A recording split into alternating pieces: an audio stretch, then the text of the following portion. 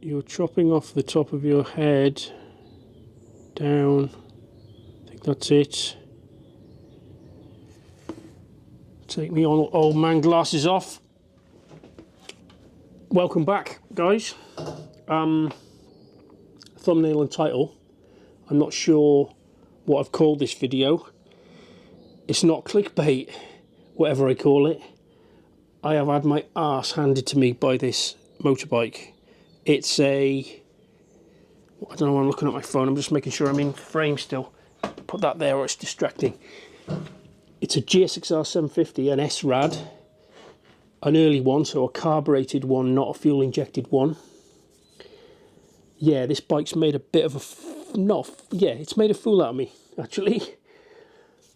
Short story long, 12 months ago, the guy that owns this bike brought me the carburetors. I should probably say this is a track bike, although it's all standard. It doesn't really get used on the road, there's no number plate on it. It's, yeah, he does classic track days on it. Anyway, I digress. So he brought me the carburetors 12 months ago to be cleaned. Standard carb job, green and furry. Bike had stood for ages because it's a, it's a track bike. It does a few track days every year, and that's it, I think. He brought me the carbs about 12 months ago. Went through the carbs, normal story. You've seen it 1,000 times already. He had them back. Bike ran fine. Did a few track days. Left the bike standing for a few months with fuel in, unfortunately. Came to reuse it again, and it was running on 3 cylinders at idle. Block pilot jet, standard stuff. He called me up, he said, Jim, I can't be bothered to fight with this thing, can you just come and have a look? So I went out, took one of the float bowls off. Carbs were, it was green and furry in there. Green tide mark in the float bowl, as you can imagine. I said, listen, I need to come back and have a few bits with me that I think I might need, like maybe some float bowl gaskets and a few O-rings and bits and pieces.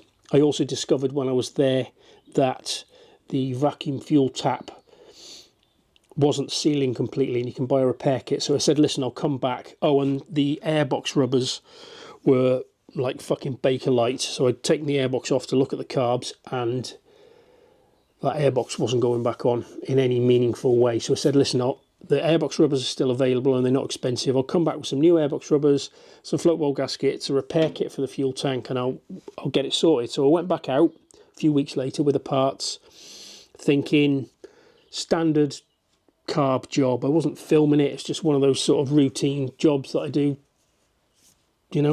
every week almost. Carbs off, stripped, cleaned, back on, balanced them, set the idle mixture. It all was like the most straightforward job ever. Happy days, easy money. It's got no number plate, so I couldn't ride it far, but I rode it up and down the road by his house. It seemed, as far as I could tell, it was perfect. Put it back on his drive. I went in the van to do the paperwork, the invoice and bits and pieces. I needed the mileage off it, so I came back out, went to start it. Would it fucking start? Would it buggery? So what the fuck is going on? Anyway, what did I do? I was on my back foot a little bit because my Picoscope and my Snap-on Vantage Pro, which are my two sort of oscilloscope-y type things, all I had with me was a really cheap multimeter. The one, if you watch me measuring capacitance, remember I bought that new multimeter when I was doing that VMAX job? All I had in my toolbox was that. So I was a little bit limited. I had a test light and stuff. I was a little bit limited to the, what I had with me. So it wouldn't start, just fucking crank, wouldn't go. Just tank up, airbox off. It's like, what the fuck's wrong with this? Took a plug out, appeared to have a spark. Didn't want to go. I gave it a snifter of fuel down the, down the carbs, because the airbox was off. Didn't make any fucking attempt to fire or do anything. It's like, this is fucking weird. And it sounded normal, ticking, cranking over. So I took the plugs out, did a compression test. 150 psi across the board, 160 psi. He's like, fucking hell, what is happening? It's got compression, it appears to have a spark. I'm giving it a bit of fuel. Didn't want to go. And then I didn't have a scope.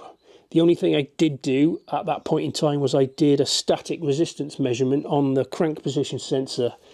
and it was, I can't remember what the numbers were. I think it was like, the book said it should be between 250 and 300 ohms, and it was right at the upper limit, like 300 ohms or 290 something ohms. And I thought, well, that's all right, it should be fine. Anyway, so I had another job to go to.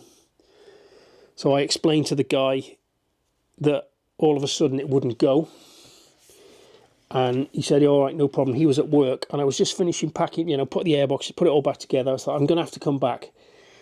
Anyway, he rocks up, home from work. I said, look, it won't go. I went to start it, and it fucking started straight away. It's like, what is happening? Anyway, fucking hell, get to the point, Jim, if there is a point. It appears that anything below about 75, 70 degrees, it will start and run. If the temperature gets up there, and it's been here a couple of days, and I've been having a little bit of a sort of a play off camera to try, and I always say, don't I, you've got to be able to replicate the fault. So I've been trying to replicate the fault, and I've been trying to understand sort of what's happening before I start attaching anything to it or measuring or doing anything. So anything after about 75 degrees, occasionally you can crank it and it won't start, won't do anything. The next time you push the button, it starts immediately. And then anything over sort of 95, if you let it get really hot, let the fan come on, let it get really hot, and then turn it off and let it sort of heat soak for a minute, and then try and start it, it won't fucking have any of it. So I left it with him. It was all back together, and he said, listen, I've got a track day booked in a few days. I was like, well, you can fucking take it if you want. I'm guessing a track day is probably, it's just as much about having a jolly with your mates, isn't it, as riding your bike. So he was like, fuck it, I'm going to take it anyway, see how we go. He did a track day on it, didn't miss a fucking beat. So what happens is you can start it from cold, you can ride it, you can bounce it off the rev limiter, doesn't miss fire, goes like a steam train. If you turn it off when it's hot and try and restart it, it won't go until you let it cool down. So that's where we're at.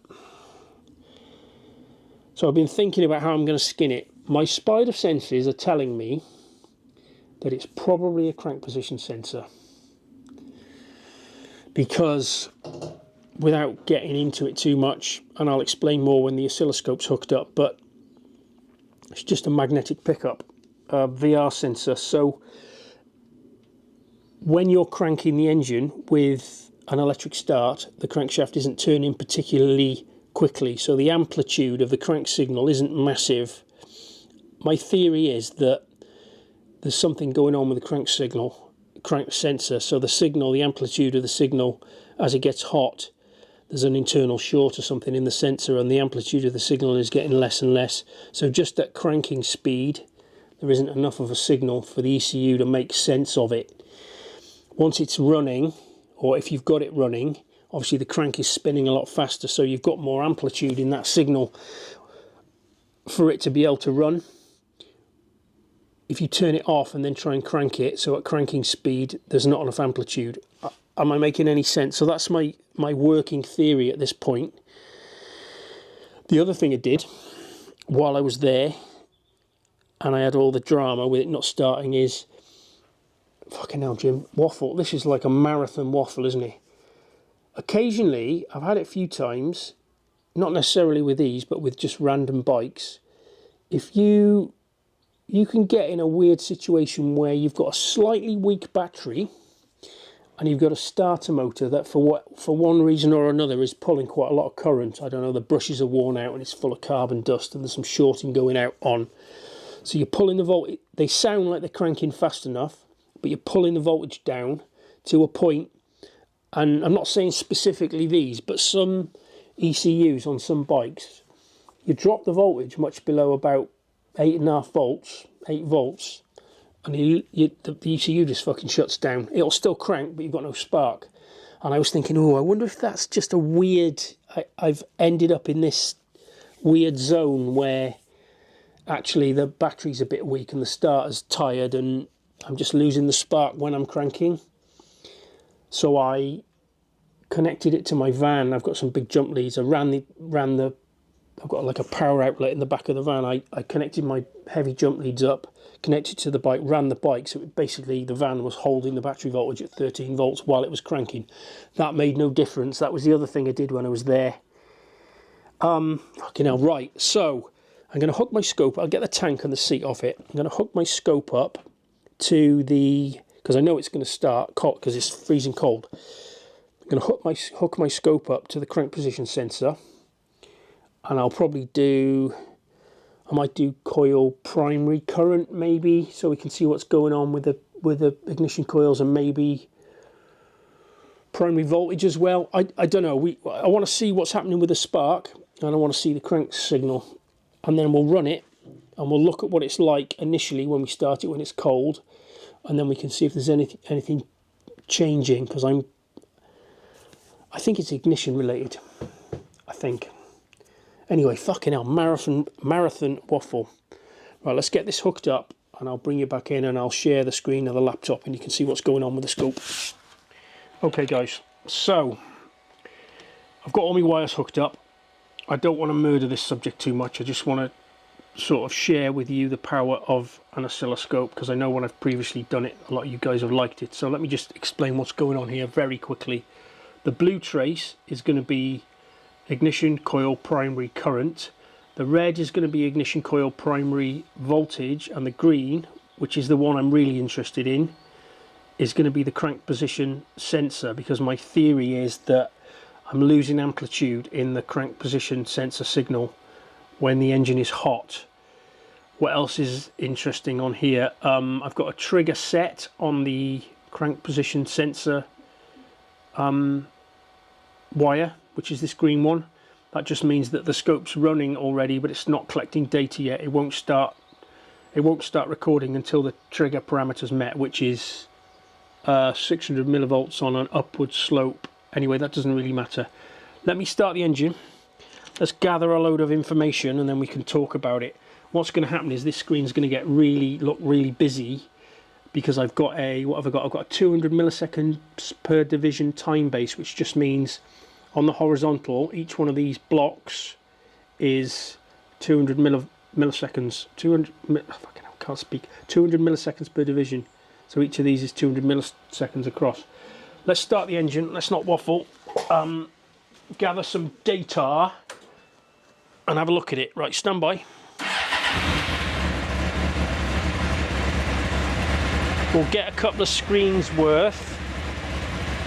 Right, knock the bike off, and then it'll just stop at that trigger point.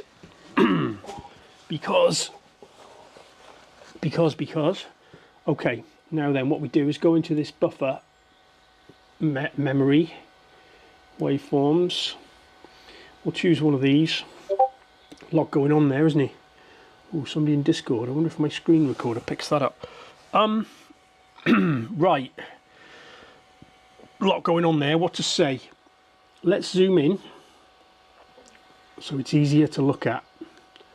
Let's just choose two of these red. I'll explain as we go what we've got going on. Top one, blue one, is primary coil current, and the red one is primary coil voltage. If I zoom in on just those and take the crank position sensor out of the equation just for a moment, let's try and make that smaller. That's it, so it's out of the way. Right, what's going on here? Let me just explain this. Not really relevant to what I'm trying to accomplish, but I'll explain, and it shows you the power of an oscilloscope. Let's do voltage first. So this voltage, this red trace, if we grab a cursor from up here and come down to there, that should be about battery voltage. Okay, was it 13.5 volts? What's happening is, as you know, when you look at an ignition coil, you've got two little thin wires going into your ignition coil, haven't you? Not the HT lead, the other side, two little thin wires. What's happening here is there's positive power to one of the wires at the moment, at the beginning of this red trace, because the ignition's on. When the engine ECU connects a ground to the other wire, okay, it pulls this down to ground, okay, and this is a good test. You need to look to see, this should be almost at 0 volts, was it 100 and, it's hard to get it exact without zooming in more, but like a few millivolts. That tells me that the engine ECU has a good ground, because the engine ECU is providing the ground for the coil. So that's a good little test. I know that the ECU's got a good ground. I haven't been anywhere near the ECU, I've just connected to the coils. But I know from this that the ECU's got a good ground. The other thing that's sort of interesting maybe is if I pull a cursor over, hang on, from here, when we're talking about voltage, this section here of the voltage trace, that is the spark line. This bit here in the center, that's the burn time of the spark in the combustion chamber, in case you're interested. What's that? 684 microseconds, so just over half a millisecond. Kind of interesting maybe. So you get an idea of the sort of data you can pull out of something if you know what you're doing. And then the blue trace, just quickly, this is current flow into the primary winding of the coil. So when it was pulled to ground, current started to flow in the primary winding of the coil, and that's what this is. It doesn't build instantly because of a thing called back EMF, back electromotive force. And basically that, what's a good way of explaining that? Because the primary winding in the coil is building a magnetic field, that magnetic field is working against current flow, so it takes a while to build up to maximum current. This is a good test. If you suspect you've got a problem with the primary winding in a coil, this current flow trace is a good indication. You can see stuff in this trace.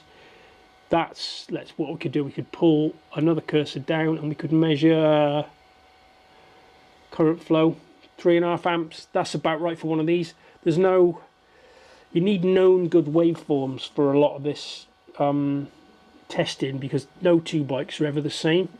Anyway, let's get out of there. What we're really interested in is, and zoom back in, let's zoom back into the crank signal, because that's really where we want to be paying attention. Big R. Let's go here, look, somewhere. Okay, so what I'm interested in is the peak-to-peak voltage of this crank signal, just roughly, because I think as the engine gets hot, we're losing this signal.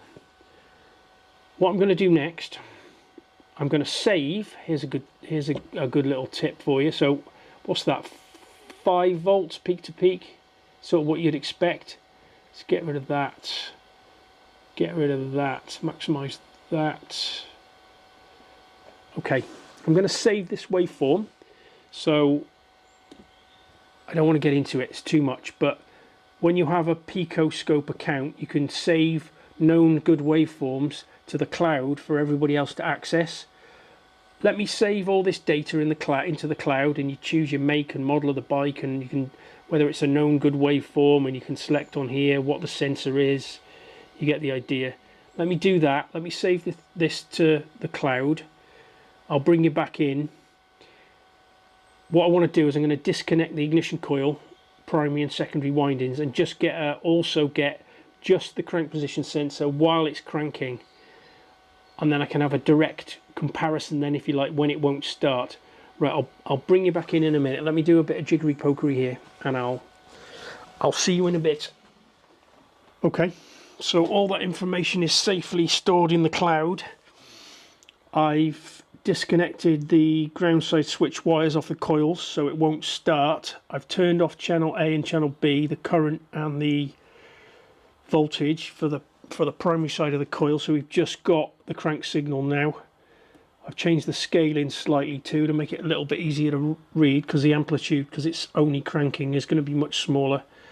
Let's crank it, see what we get.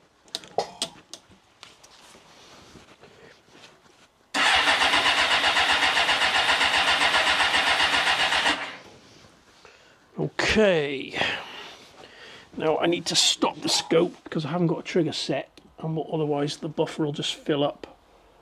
Stop. Right, so we need to look at one of these.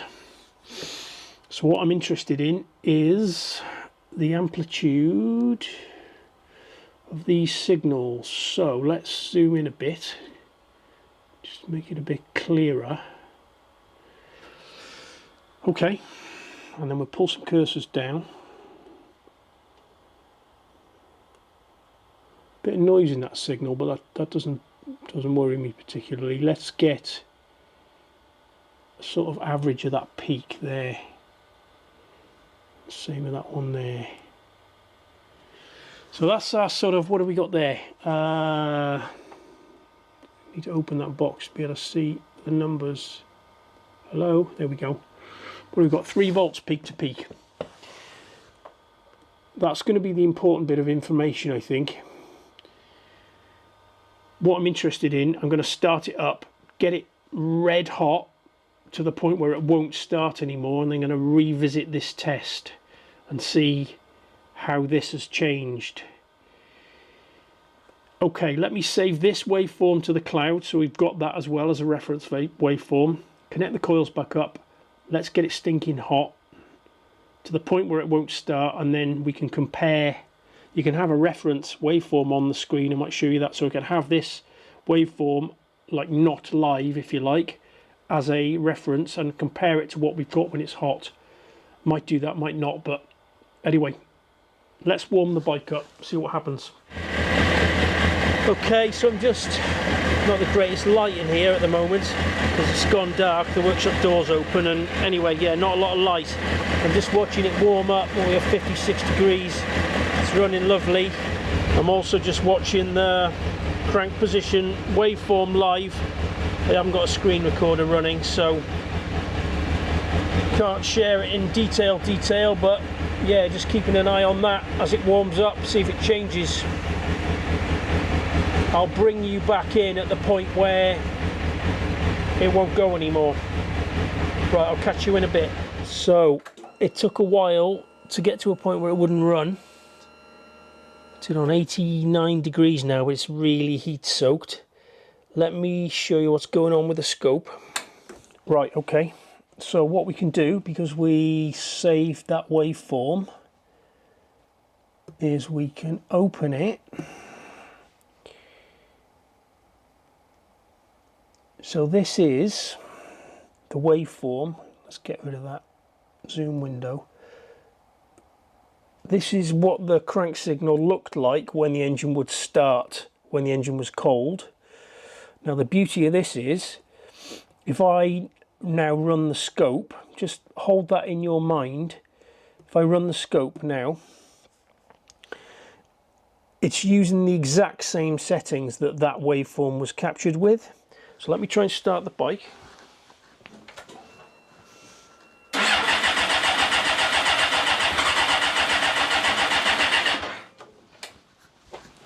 Stop the scope. Go to the waveforms. Look at the state of that crank signal compared to the other one. I'll put them side by side on the screen. I think my intuition was probably correct. That is the noisiest crank signal I think I've ever seen. Wow, okay. I think we might be on to something. So what next? I think probably the end of part 1, given the amount of monumental waffling I've done. I'm going to get a crank signal. I'm going to get a crank sensor ordered for this, because you know the ECU can't make head and tail of that signal. If we zoom in a bit on it,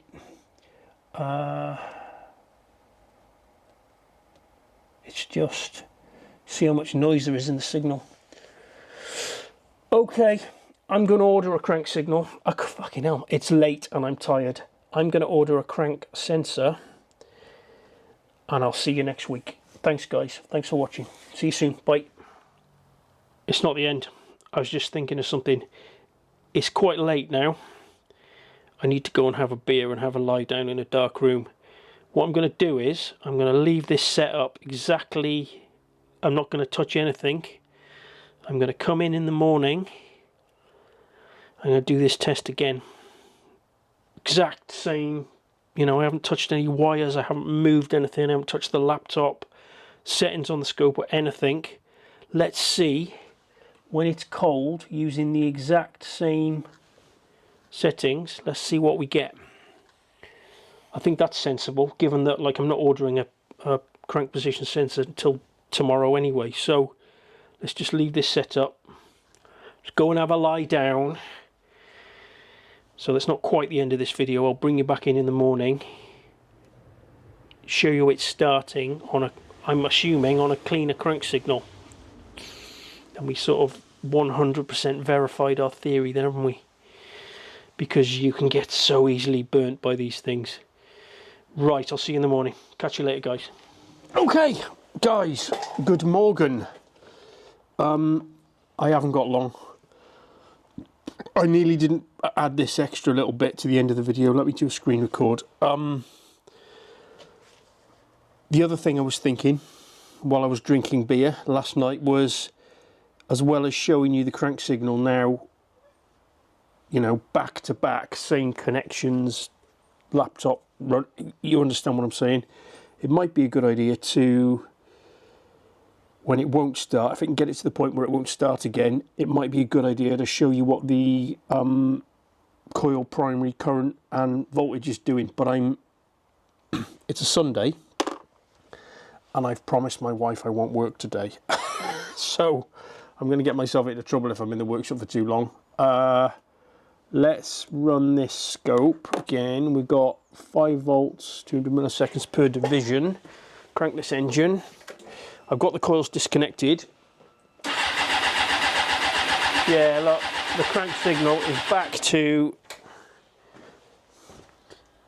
In actual fact, I don't think it's even that clean, but it's... Oh, why have I only got one? What's happening? Let's do that again. How peculiar. My waveform buffer didn't fill. What am I doing wrong? But you can see that signal now on the screen, can't you? Even if it doesn't save it. Stop you. Yeah, that's better.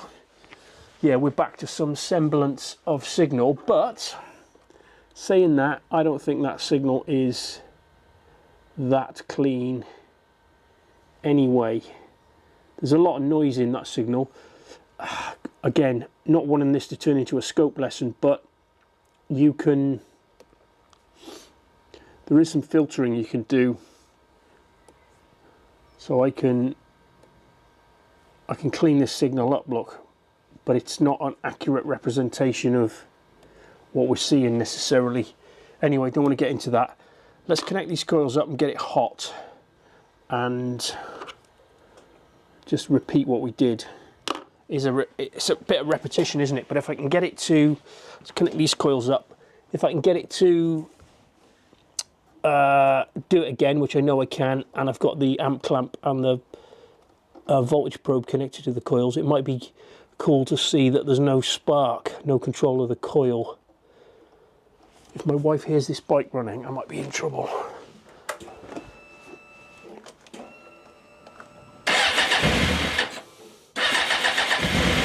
Yeah, it starts up straight away, which it was not doing when it was hot. Right, I'm going to run this for a bit, I'll bring you back in. Okie dokie, so it's warming up. I've got the current clamp and the voltage probe to the coil connected again. We can see the crank signal at the bottom. It's at about 75 degrees. Let's see when it stops what happens to the coil current and the primary voltage. I'm assuming we'll have no coil control, or we might have like weird timing shifts because it can't interpret the crank signal. That's me thinking. Okay, we're at a point where it won't start. Let me crank it for you.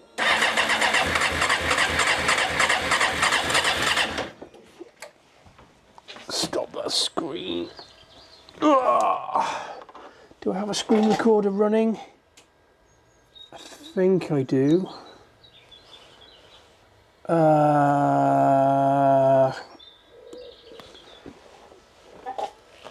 Wowzers. There's some funkiness going on here. So let's get rid of that. Crikey. Wow. Look how long the dwell of that coil is. You could... I don't want to get into this because I haven't got time to dissect these waveforms in any meaningful way because I'm on the clock so much, but remember that nice little current ramp that we saw when it was running correctly? Start getting pulled too. So that's the dwell of the coil from here to here. There's no meaningful spark line anywhere. It's ignition timing. It's all going cattywampus.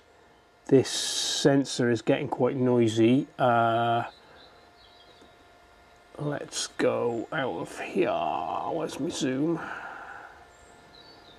I'm very conscious that I'm probably going to be sending you all to sleep with this. And I know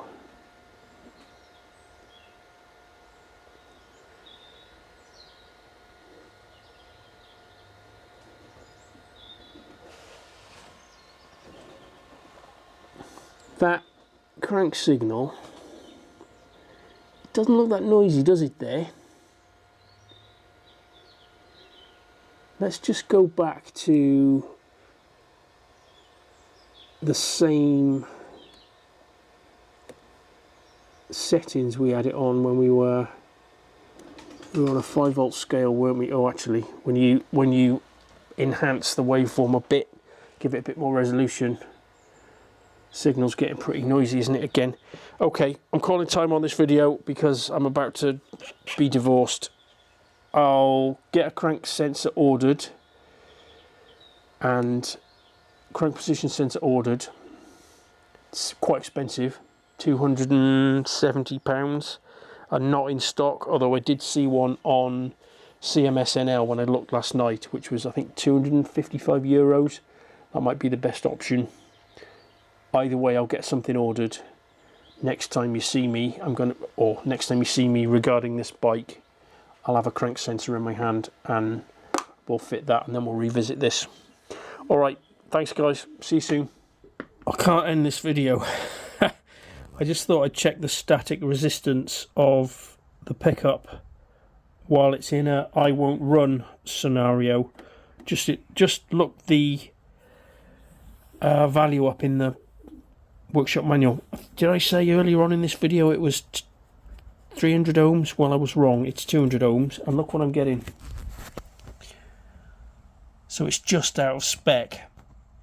When it's cooled down in the morning, I'm going to see what that resistance measurement is. So this is, in case I wasn't clear just then, this is the resistance through the ignition pickup coil, and there's no leak to ground either on any of those two wires. We're nearly at the end of the video, guys. Hang in there. Good morning. So it's the morning after that last little clip. I've just come in the workshop this morning and I just left my meter connected. I've just turned my meter on and pickup coil, I mean, it was confirmed before, but look at that change in resistance as it's cooled down. 100% needs an ignition pickup. So actually, I thought I was going to end this video by saying you've got to have an oscilloscope. You can't do this diagnostic work without an oscilloscope. I wasn't really going to say that, but you get the point. I was going to say, you know, you've seen how powerful an oscilloscope is, but you could have, your static resistance test would have called out this pickup problem, so you could have done it with a 299 multimeter. Why am I waffling? What I was going to say was oscilloscopes these days they're unbelievably inexpensive. Not a picoscope like I use, because that's you're into quite a lot of money, but you know, I'm doing it on a daily basis, aren't I? So I digress. So what I'm trying to say is, if you're into fixing motorbikes, these sort of tests, static resistance tests through coils, they don't always show the problem.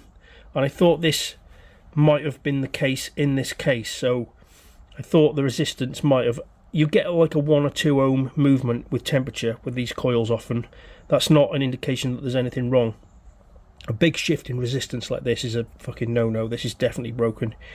God, I am waffling, aren't I? I haven't had any coffee yet. I've just... Whatever. Stop talking, Jim. Buy yourself a cheap oscilloscope and learn how to use it. Just learn some basic tests, you know, looking at secondary ignition waveforms and stuff. Like a couple of $100 is going to get you in the door with something you could use for basic oscilloscope. Can't even say the word. Oscilloscope testing. Fucking hell. Right, that's the end of the video. Do the like and subscribe thing. I'm going to order a pickup for this today. Not sure how long that's going to take to turn up. But anyway, part 2 will be fitting the pickup, doing the same sort of testing. I'll show you the fitting of the pickup quite easy, just behind that cover on the end of the crankshaft. Although there is, on this engine, there's the starter clutch, and it's a little bit of a faff to get at. I'll show you the fitting of that, and then hopefully we'll show you the fix. Right, marathon, right. Take it easy, guys. See you soon.